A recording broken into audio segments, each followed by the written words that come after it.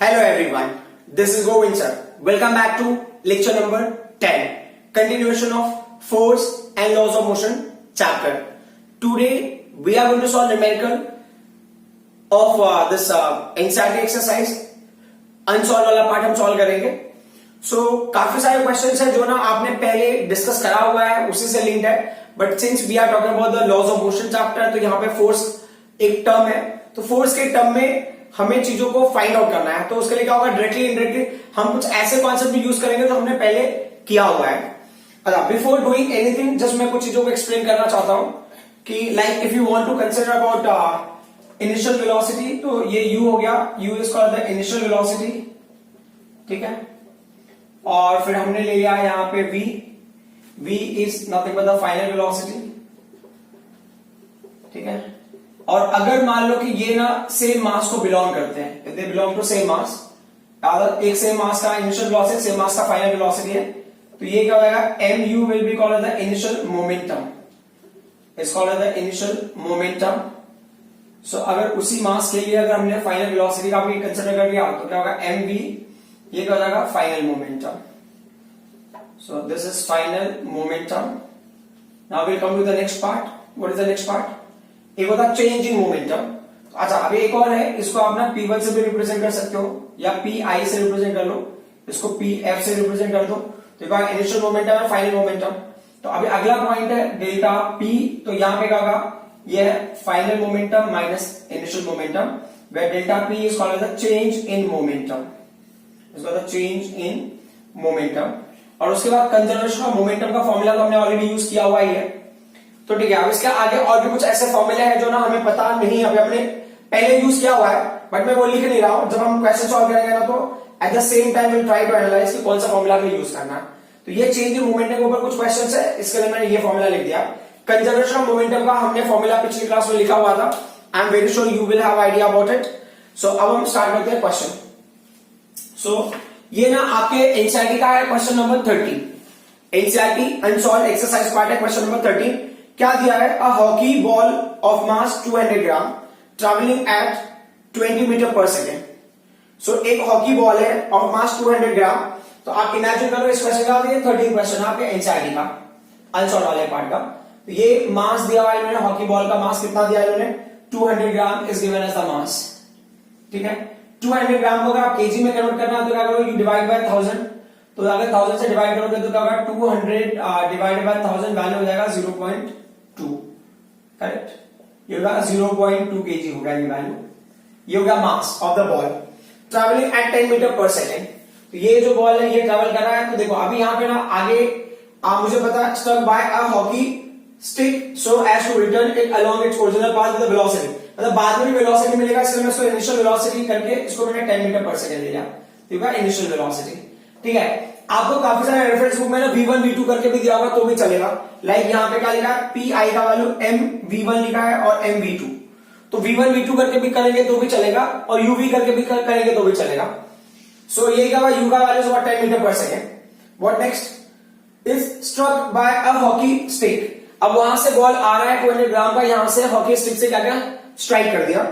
तो क्या होगा, so as to return it along its original path. और ऐसे कि ना जिस पाथ से वो आया है, मतलब कि ना जिस पाथ से ये बॉल मूव करके गया है, हॉकी से बंदे ने स्ट्राइक किया, अब वो बॉल ना उसी पाथ से क्या होगा, रिटर्न होके भी आ रहा है. ठीक है, तो ये जाते टाइम कितना होगा, 10 मीटर पर सेकंड की स्पीड से वो जा रहा था.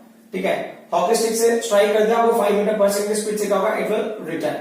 तो अब आपको ये समझना है कि जब राइट साइड में जा रहा होगा तो पॉजिटिव लेना है, लेफ्ट साइड में जाएगा तो नेगेटिव लेना है. और returns from the original path या अलोंग द ओरिजिनल पाथ. तो velocity 5 metre per second, it's returning back ना, तो डायरेक्शन चेंज होगा, उसको 5 मीटर -5 मीटर पर सेकेंड लेना पड़ेगा. अब आगे क्वेश्चन में क्या बोला, calculate the change in momentum occurred in the motion of hockey ball by the force applied by the hockey stick. आपको चेंज इन मोमेंटम निकालना है. तो चेंज इन मोमेंटम हमारा क्वेश्चन मार्क है. तो change in momentum basically delta P. तो change in momentum delta P लिखना है तो लिखो, अदरवाइज नो नीड. तो चेंज इन मोमेंटम ये क्या हो गया, डेल्टा पी.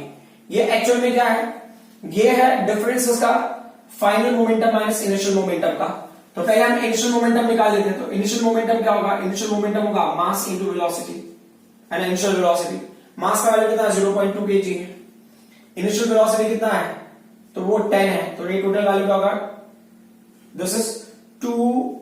अच्छा, यूनिट क्या होगा मोमेंटम का, ये मास इनटू वेलोसिटी है, मास का यूनिट होगा केजी, वेलोसिटी का यूनिट होगा मीटर पर सेकंड, तो ये हो गया 2 kg मीटर पर सेकंड। अब हम आ जाते हैं नेक्स्ट पॉइंट पे। What is the next point, next point होगा फाइनल मोमेंटम। फाइनल मोमेंटम क्या होगा, ये m इंटू वी, मास कितना है 0.2 है, but what's the final velocity -5। आप साइन को प्लीज ध्यान देना, क्योंकि साइन को इग्नोर करोगे तो प्रॉब्लम हो जाएगी। तो ये होगा -1 kg मीटर पर सेकेंड। सो अब क्या है, चेंज इन मोमेंटम। तो जैसा हमने आपको लर्न किया था, चेंज इन मोमेंटम क्या होगा, final momentum minus initial momentum. So change in momentum, तो चेंज इन मोमेंटम हमने क्या लिखा, डेल्टा पी से लिखा, तो which is given as momentum final minus momentum initial. Final momentum की वैल्यू क्या है, फाइनल मोमेंटम की वैल्यू है -1 और इनिशियल मोमेंटम की वैल्यू क्या है 2 है, बट यहाँ पे नेचुरली माइनस साइन है, मतलब ना वो डिफरेंस की वजह से, तो क्या -3 kg मीटर पर सेकेंड। ठीक है, तो ये जो फाइनल चेंज इन मोमेंटम हो -3 kg मीटर पर सेकेंड मिला आपको। तो अब क्या होता है, माइनस का मतलब क्या होता है, माइनस इंडिकेट करता है कि जो ओवरऑल चेंज इन मोमेंटम है that is studied in the direction opposite to 10 metre per second का मोशन, मतलब राइट साइड में अगर है तो जो ओवरऑल चेंज इन मोमेंटम हुआ वो लेफ्ट हैंड साइड के हिसाब से हुआ है, या जो ओवरऑल चेंज इन मोमेंटम हो गया जो उसका फाइनल जो मोमेंटम हमको मिला रहेगा चेंज के बाद वो लेफ्ट हैंड साइड में हमें दिखाई दे रहा है। Is that clear? अब हम आते हैं नेक्स्ट क्वेश्चन पे।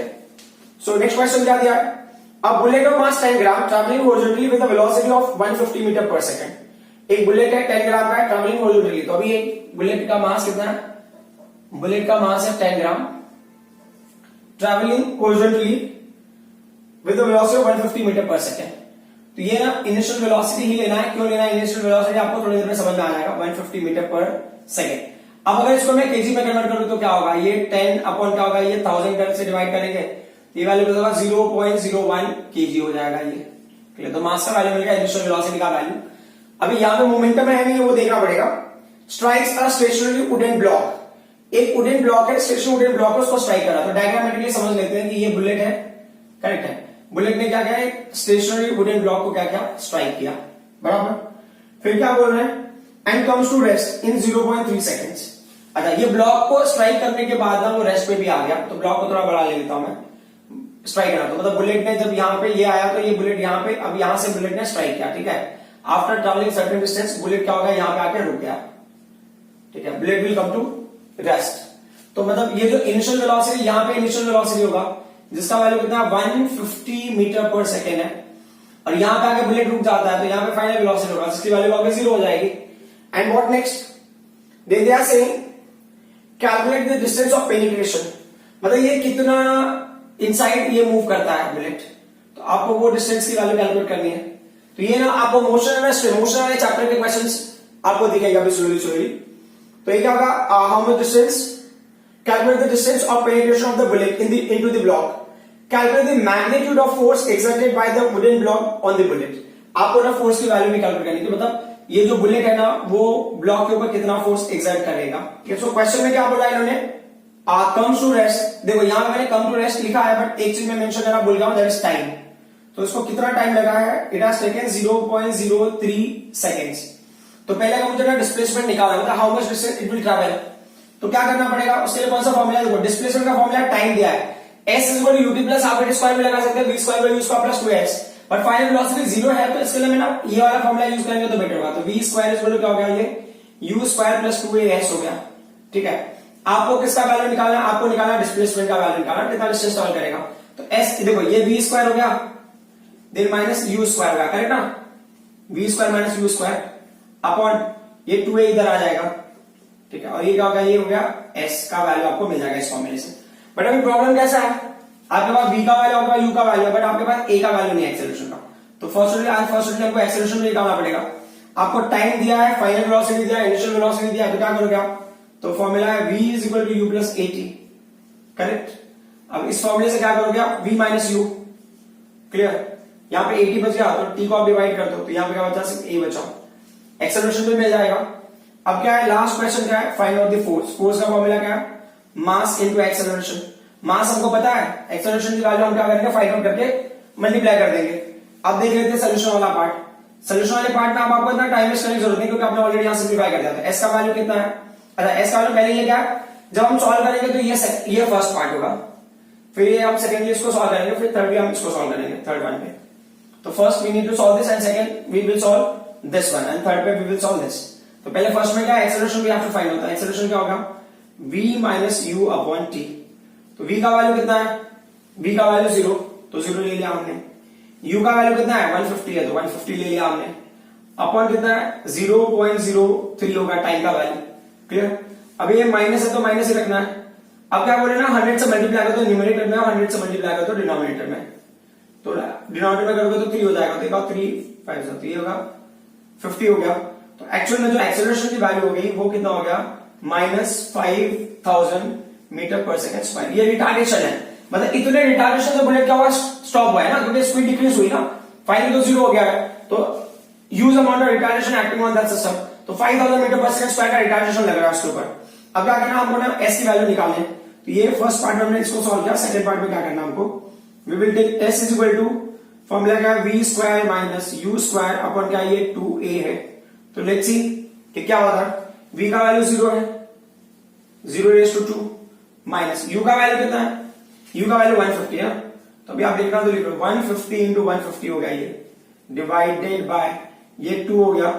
a का वैल्यू क्या होगा -5000 होगा, -5000। अब इसको अरेंज करते हैं, ये क्या होगा -150 ये फिर 150 करेक्ट, डिवाइडेड बाय 2 इंटू 5000 और ये माइनस कैंसिल हो गया। This 2 will cancel two this one, ये क्या होगा 750 हो गया या 75 हो गया, सॉरी। यहां पे क्या होगा ये कैंसिल करोगे तो 1000 से डिवाइड होगा ये, मतलब 1000 बचा ना 5 से डिवाइड करोगे तो ये क्या होगा 5 3 क्लियर, 5 3 15 ठीक है। तो ये 0 हो गया। तो अब आप मल्टीप्लाई करके देख लो तो s का वैल्यू क्या हो जाएगा 73 मल्टीप्लाई विद 75 तो कितना आ जाएगा 3 5 15 3 7 21 एंड 1 का 22 हो गया। तो ये 0 हो गया। डिवाइड बाय कितना 1000 से डिवाइड करोगे तो कितना हो जाएगा 2.25 मीटर हो गया इसका डिस्प्लेसमेंट का value. And what about the force का वैल्यू क्या होगा। फोर्स के लिए मैं यहां साइड में लिख देता हूं, फोर्स के लिए write it over here. Force का वैल्यू क्या होगा, force is equal to mass into acceleration. तो मास का वैल्यू कितना है 0.01 है, एक्सेलरेशन का वैल्यू कितना है 5000 है। तो अब क्या होगा ये 2 जीरोस कैंसिल कर दो 1 हो जाएगा। तो बेसिकली क्या होगा ये 50 न्यूटन हो गया। Now will come to the next question.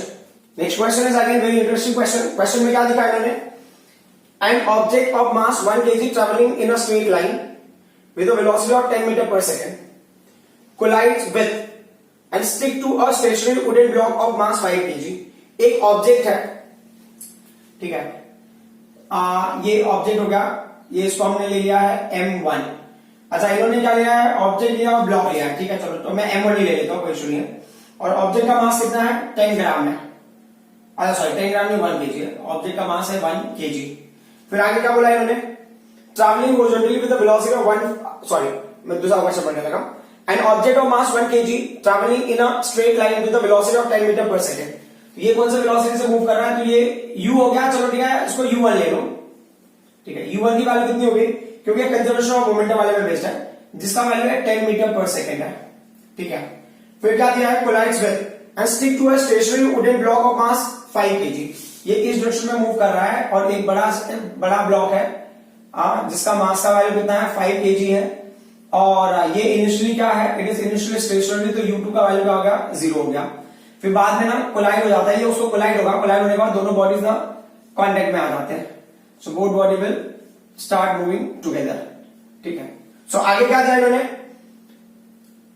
And stick to a stationary wooden block of mass 5 kg, then they both move off together in this same straight line.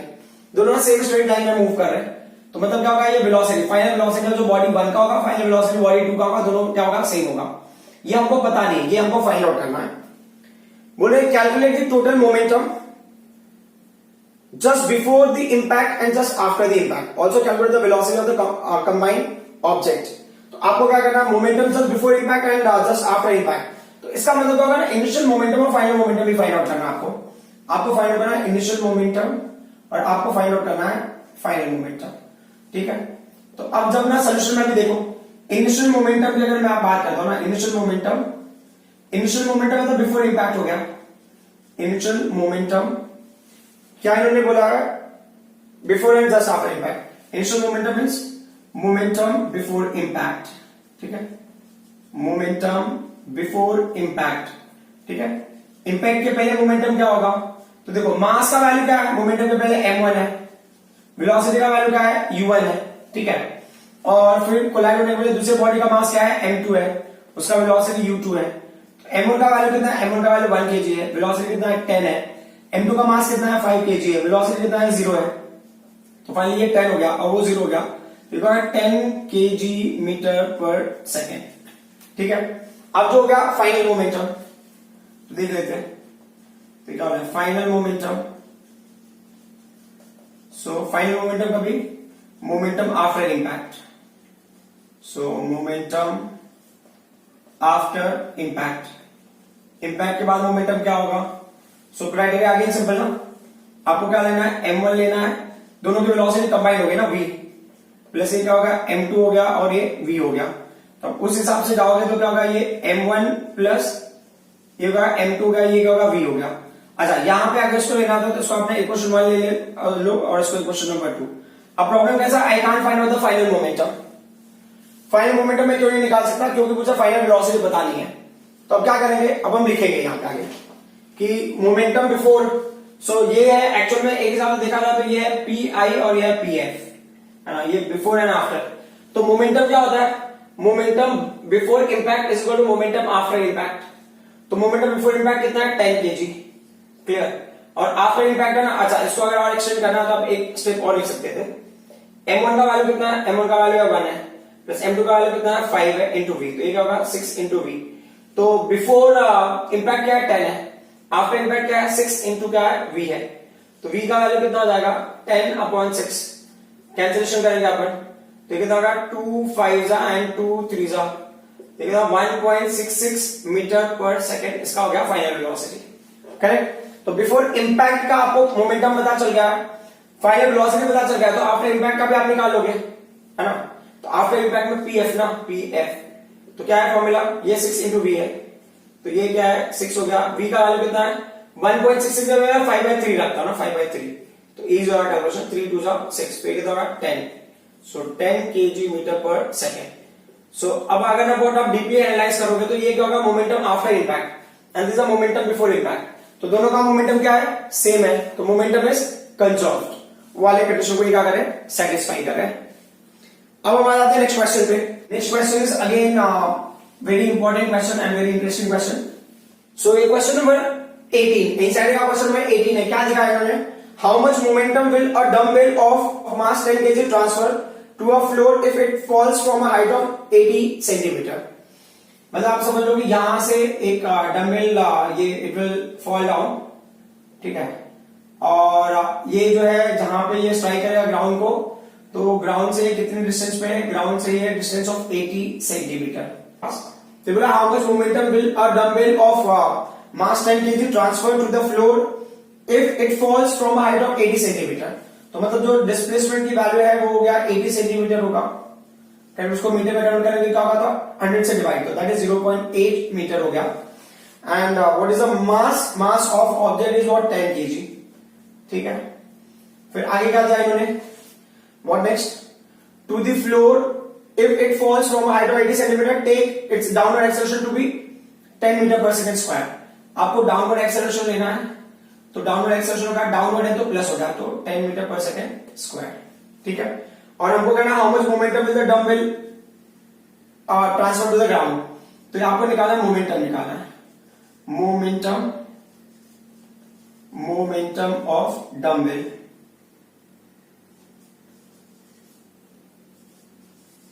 ठीक है। डंबल का momentum हमको निकालना है। सो अब ये क्या कह रहे हैं, इस कॉन्सेप्ट को अगर आप आगे प्रोसीड करो तो क्या होता है, ऐसे बेसिकली मोमेंटम में तभी फाइंड आउट कर सकता हूं find out the final velocity ना, मास और वेलोसिटी पता होना चाहिए। तो mass I know but final velocity we don't know. तो क्या हो गया कि फाइनल वेलोसिटी टाइम नहीं दिया है, तो क्या हो गया, हम एक ऐसे कर सकते हैं कि जो पहला था ना, मैंने क्या बताया कि मोमेंटम क्या हो सकता है, मास इंटू वेलोसिटी हो सकती है। तो ये पहला तो मिल जाएगा हमको, लेकिन अब उसमें प्रॉब्लम क्या है कि v का वैल्यू क्वेश्चन मार्क है, तो बोले v का वैल्यू कैसे मिलेगा, तो देन दे आर सेइंग आप ये वाला फॉर्मूला यूज करो, v² = u² + 2s, where v is final velocity, u initial velocity, a acceleration है, s का वैल्यू का डिस्प्लेसमेंट होगा, then you can find out. इसमें इन्होंने बोला ना डंबल फॉल हो रहा है, डंबल इज फॉलिंग, तो मतलब इनिशियल वेलोसिटी की वैल्यू कहाँ पे 0 हो गई। तो उस कॉन्सेप्ट के हिसाब से तो आपको क्या हो गया, यहाँ पे v का वैल्यू क्या हो गया, v का वैल्यू 0, u का वैल्यू 0, v का वैल्यू हमको निकालना है। एक्सेलरेशन का वैल्यू क्या है, एक्सेलरेशन का वैल्यू दिया है 10 मीटर पर सेकंड स्क्वायर।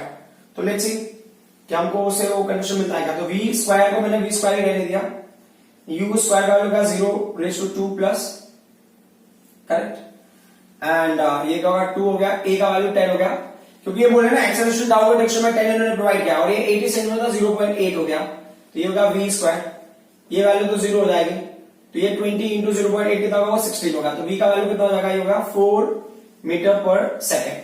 तो ये ना 4 मीटर पर सेकेंड हो जाएगा velocity with which it will strike the ground. तो ग्राउंड को स्ट्राइक करेगा उस टाइम उसकी वेलोसिटी होगी 4 metre per second. And what about the momentum, देखो the momentum of the dumbbell, देखो द मोमेंटम ऑफ डंबल क्या होगा, mass of dumbbell and the velocity of dumbbell, momentum of dumbbell, ये क्या होगा, मास हो गया and velocity of dumbbell, mass कितना है 10 है ना, 10 kg है, एंड डंबल का वेलोसिटी कितना है 4 मीटर पर सेकंड, तो ये कितना हो जाएगा 40 kg मीटर पर सेकंड। ये होगा momentum of dumbbell exerted on the ground, या इस मोमेंटम से क्या करेगा वो ग्राउंड को अप्रोच करेगा, ठीक है। अब आ जाते हैं नेक्स्ट क्वेश्चन पे। नेक्स्ट क्वेश्चन अभी ये मोमेंटम पे बेस्ड है, कंजर्वेशन मोमेंटम पे, लेकिन काफी लॉजिकल है, तो देख लेते हैं कि क्या करना है उस केस में। सो ये क्वेश्चन देखो, अभी इस क्वेश्चन के बाद आपको एक चीज समझ में आएगा कि हो सकता है क्वेश्चन कुछ इस तरह से मिल जाए जो आप एक्सपेक्ट नहीं भी कर रहे हो, तो ये ना अनएक्सपेक्टेड क्वेश्चन में बिलोंग कर सकता है। तो क्या बोला इन्होंने क्वेश्चन में, 2 object each of mass 1.5 kg, 2 object ले लिया, ठीक है, ईच ऑफ मास 1.5 kg, आप ऐसा इमेजिन कर लो 1.5 kg, तो ये हो गया मास m1 अगर लेना है तो ले लो, इसका वैल्यू कितना 1.5 kg है। सेकेंड बॉडी का मास हमने क्या ले लिया 1.5 kg ले लिया, ठीक है। फिर what next, are moving in the same straight line but in opposite direction, दोनों सेम लाइन में मूव कर रहे हैं बट ऑपोजिट डायरेक्शन में मूव कर रहे हैं। तो ये किधर मूव कर रहा है, राइट में मूव कर रहा है, और किधर मूव करेगा, लेफ्ट में मूव करेगा। एंड अब ये हिसाब से स्ट्रेट लाइन में मूव कर रहा है और सेम लाइन में अलॉन्ग द सेम लाइन, तो क्या होगा, कोलाइड होंगे डेफिनेटली। फिर क्या बोला, ऑब्जेक्ट इज टू फिर इन्होंने क्या बोला, the velocity of each object is 2.5 metre per second before the collision, ठीक है, बिफोर कोलिजन इनका वेलोसिटी, तो ये क्या होगा, ये पहले का वेलोसिटी होगा u1, ये ना 2.5 मीटर पर सेकंड होगा, ये भी जा रहा है 2.5 मीटर पर सेकंड से, and this one is also moving with 2.5 metre per second. तो हमें साइन कन्वेंशन पे ध्यान देना है, तो ये u2 हो गया इनिशियल वेलोसिटी सेकंड बॉडी, तो ये होगा माइनस, ये 2.5 मीटर पर सेकंड होगा, हमें माइनस साइन लेना है क्योंकि ये राइट को हमने प्लस लिया है, लेफ्ट साइड के कन्वेंशन को हमने नेगेटिव लिया है, बराबर। सो अब ये क्या बोल रहे हैं,